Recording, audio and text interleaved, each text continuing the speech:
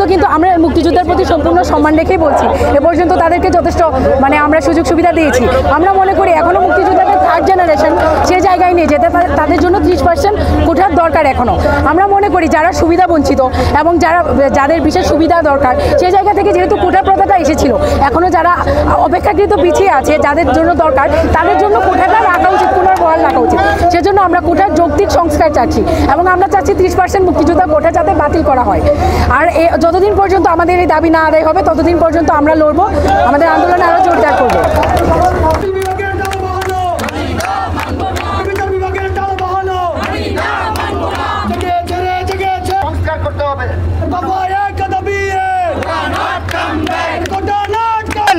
আগামীকাল সারা বাংলাদেশ থেকে একটি ঘোষণা এসেছে, বাংলা ব্লকেট কর্মসূচির একটি দাবিতে আমাদের এই ঘোষণা এসেছে। সেই সাথে বাংলাদেশ কৃষি বিশ্ববিদ্যালয়ের সাধারণ শিক্ষার্থীরা তাল মিলিয়ে এই এক দফা এবং এক দাবিতে সমর্থন জানিয়ে আমরা কিন্তু বাংলা ব্লকেট কর্মসূচিতে অংশগ্রহণ করেছি।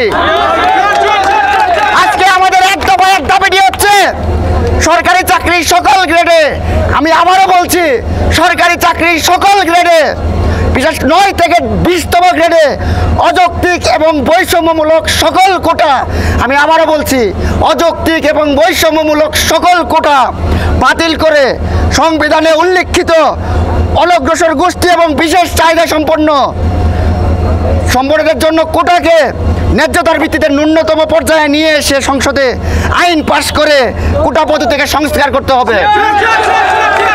আমি আবারও বলছি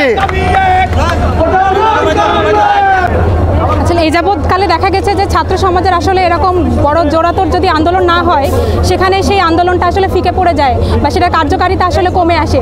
সেই জায়গা থেকে সড়ক অবরোধ বা এরকম ট্রেন অবরোধ সহ আমাদের বিভিন্ন কর্মসূচিও তো চলছে।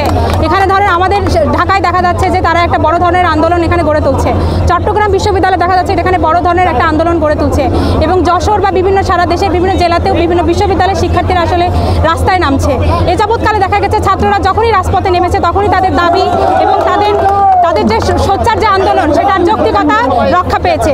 তো সেই জায়গা থেকে আজকে আমরা এখানে দাঁড়িয়েছি, আমরা রাজপথ এবং সেই সাথে এখানে এই যে ট্রেন অবরোধ করেই আমরা আমাদের আন্দোলন দাবি দেওয়ার জন্য চেষ্টা করে যাচ্ছি আর কি।